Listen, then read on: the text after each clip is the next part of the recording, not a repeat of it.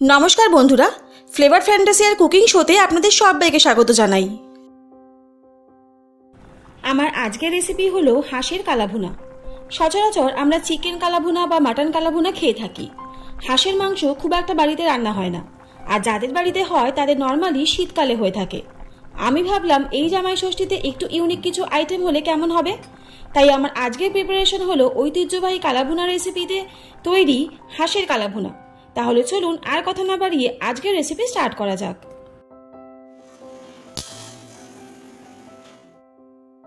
हाঁসের कालाभुना बानानोर जोन्नो आमी एखाने 1 केजी हाঁসের मांस नियेछि आर हाঁসের मांसटाके खूब परिष्कार करे धुए नियेछि आर पिसगुलोके छोटो करे नियेछि, कारण आपनारा सबाई जानेन हाঁসের मांस सेদ্ধ होते एकटु टाइम लागे, ताई चेष्टा करबेन पिसगुलोके एकटु छोटो करे नेওয়ার। कालाभुना मशला रेडी करार जोन्नो प्रथमे एकटा फ्राई पैने निये निচ্ছি 1.5 टेबिल चामच राঁধুনি, 1.5 टेबिल चामच सादा जिरे,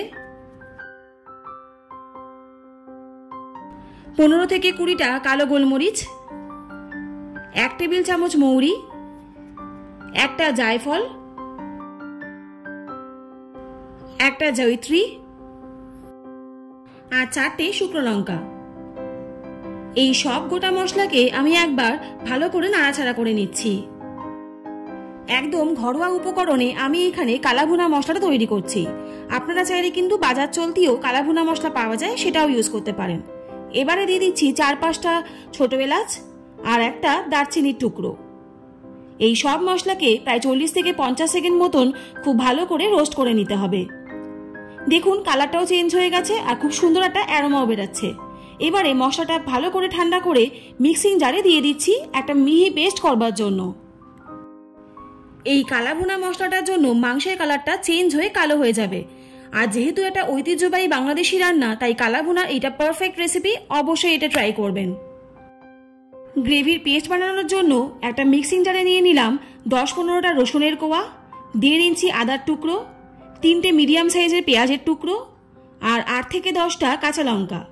সামান্য একটু জল দিয়ে এই সব কিছুর একটা মিহি পেস্ট তৈরি করে নিতে হবে। এবারে একটা বড় পাত্রে হাঁসের মাংসটা নিয়ে নিচ্ছি। এর মধ্যে এক এক করে উপকরণগুলো দিয়ে দেব। প্রথমে দিয়ে দিলাম কালাভুনার মশলাটা, দিয়ে দিচ্ছি একটা বড় সাইজে চপ করে রাখা পেঁয়াজ,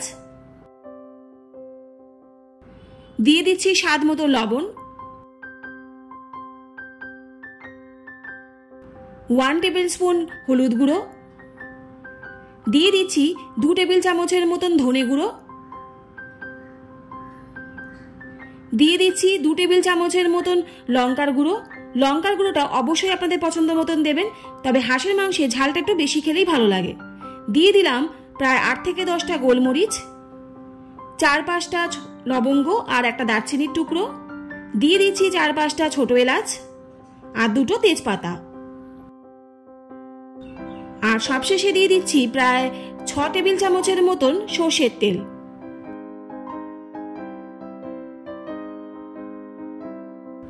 এই সব উপকরণের সাথে হাঁসের মাংসটাকে খুব ভালো করে মেখে নিতে হবে। আপনারা চাইলে কিন্তু হাতের সাহায্যেও মেখে নিতে পারেন, তবে অবশ্যই খেয়াল করে হাতের সাহায্যে মাখবেন, কারণ হাঁসের মাংসের হাড়গুলো কিন্তু বেশ হাতে লাগে। তাই আমি এখানে একটা হাতার সাহায্যেই মাংসটাকে মেখে নিচ্ছি। দেখুন মাংসটাকে সব ইনগ্রেডিয়েন্টসের সাথে খুব ভালো করে মাখা হয়ে গেছে। আমি এই মাংসটাকে প্রায় আধ ঘন্টার মতন ম্যারিনেট করে রেখে দিলাম। এবারে কড়াইতে 1/2 কাপের মতন সরষের তেল নিয়ে নিলাম। সরষের তেলটা খুব ভালো করে গরম হয়ে গেলে গ্যাসের ফ্লেমটা মিডিয়াম করে ম্যারিনেট করা হাঁসের মাংসটা দিয়ে দিচ্ছি। আমি এখানে হাঁসের মাংসটাকে আধ ঘন্টা ম্যারিনেট করেছি, আপনারা চাইলে কিন্তু ইনস্ট্যান্টও এই রান্নাটা করতে পারেন।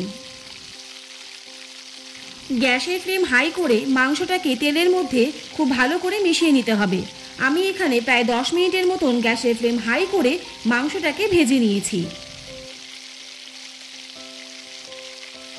10-12 মিনিট মাংসটাকে তেলের মধ্যে ভাজার পর এর মধ্যে পেঁয়াজ, আদা, রসুন এবং কাঁচা লঙ্কার পেস্টটা দিয়ে দিলাম। এই পেস্টটা দিয়ে মাংসটাকে আমি আরও 10 মিনিটের মতন ভেজে নিচ্ছি বা কষিয়ে নিচ্ছি। মাংসটাকে মশলার সাথে খুব ভালো করে মেশানোর পর কড়াই ঢাকনাটা দিয়ে দিলাম প্রায় 10 মিনিটের মতন। 10-12 মিনিট পর কড়াই ঢাকনাটা খুলে দিলাম। দেখুন মাংস থেকে কিন্তু অনেকটাই জল বেরোচ্ছে, এইভাবেই ঢাকা দিয়ে দিয়ে হাঁসের মাংসটাকে রান্না করতে হবে আর মাংসটাকে মাঝে মাঝে ঢাকনা খুলে ভালো করে কষিয়ে নিতে হবে। মাংসটাকে খুব ভালো করে কষানোর পর গ্যাসের ফ্লেম মিডিয়াম টু হাই রেখে আমি কড়াইয়ের ঢাকনাটা দিয়ে দিলাম আরও 10 থেকে 12 মিনিটের মতন। এইভাবে মাংসটাকে কষাতে কষাতে দেখুন মাংসটা প্রায় 50% কুক হয়ে গেছে আর মাংস থেকে তেলটাও কিন্তু বেরিয়ে এসেছে। এরকম অবস্থায় আমি এর মধ্যে পরিমাণ মতন জল দিয়ে দিলাম। আমি এখানে জলটা একটু বেশি দিলাম কারণ আমি প্রথমেই বলেছি হাঁসের মাংস সেদ্ধ হতে একটু টাইম লাগে। এবারে জলটা দিয়ে মাংসটাকে ভালো করে মিশিয়ে দিলাম। সবকিছু খুব ভালো করে মেশানোর পর কড়াইয়ের ঢাকাটা দিয়ে দিলাম প্রায় 10 থেকে 15 মিনিট মতন। 10-12 মিনিট পর কড়াইয়ের ঢাকনাটা খুলে দিলাম। দেখুন মাংস থেকে ঠিক কতটা জল বেরোচ্ছে এখনো। এবারে কড়াই ঢাকনা খুলে রেখেই গ্যাসের ফ্লেম হাই করে এই মাংসটাকে আমি 100% সেদ্ধ করে নেব আর জলটাকেও শুকিয়ে নেব। দেখুন মাংসটা পারফেক্টলি কুকড হয়ে গেছে আর তেলটাও উপরে ভেসে উঠেছে। তাহলে এই জামাই ষষ্ঠীতে চিকেন মাটন বাদ দিয়ে একটু ইউনিক কিছু রান্না হবে নাকি? অবশ্যই তাহলে এই রেসিপিটা ট্রাই করে জামাই বা বাড়ির সবাইকে খাইয়ে দেখবেন, সবাই কিন্তু ভালো বলবে। তাহলে আজকের রেসিপিটা আপনাদের কেমন লাগলো অবশ্যই কিন্তু কমেন্ট করে জানাবেন। আর যদি ভালো লাগে তাহলে চ্যানেলটা please like, share and subscribe করতে ভুলবেন না। আর পাশে থাকা বেল আইকনটা অবশ্যই প্রেস করে দেবেন যাতে এরকম নিত্য নতুন ভিডিও আপনাদের কাছে সবার প্রথম চলে যায়। সবাই সুস্থ থাকুন, ভালো থাকুন। অনেক ধন্যবাদ পাশে থাকার জন্য। দেখা হচ্ছে নেক্সট ভিডিওতে, ততক্ষণের জন্য টাটা।